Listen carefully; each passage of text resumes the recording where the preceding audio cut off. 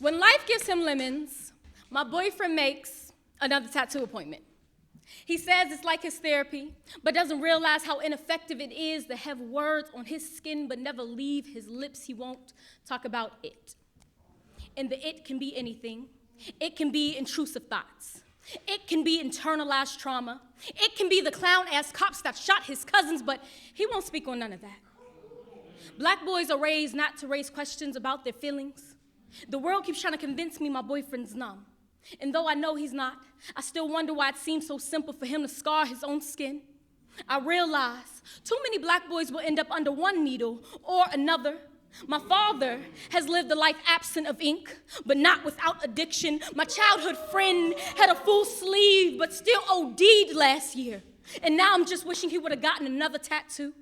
But I guess it is harder to stay here than it is to stay still in a session where someone is writing out all the reasons you should leave. I think about my boyfriend even more now. He is a walking diary, but I refuse to add to the dictation. My name on his skin is not how I want to spend forever in his arms, so I check on him. I check on him so much it starts to feel like nagging, but he just says he's fine. Says his tattoos ain't no call for help or a far cry from the way I deflect. He wants to know why all his coping is questioned, but mine is cathartic. I can now hear the hypocrisy in my concern. I write more than I talk, but then tell him to talk more than he gets wrote on. He has less tattoos than I have poems, but we have the same amount of problems, so it seems ink isn't solving either of our issues. After we argue, it's back to normal. Body rubs and heartbreaking headlines. This week, I notice a fresh death date on his skin without the mention of a funeral.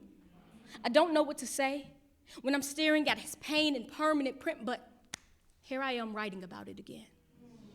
In the moment, I rehearse something in my head and still nothing leaves my lips, so I just massage over his mourning.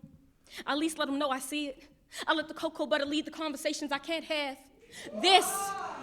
This is how I support what I'm not supposed to speak on, because this is the only thing he accepts, even though it's nothing close to what he actually needs. What he needs is to feel safe enough somewhere to talk about it. But I doubt he ever will. He's been brought up to be silent, and I too know how to navigate a world without sound somehow. Wow. Every time my boyfriend gets a new tattoo, I just buy another notebook. And neither one of us complains about how the other is disappearing behind ink.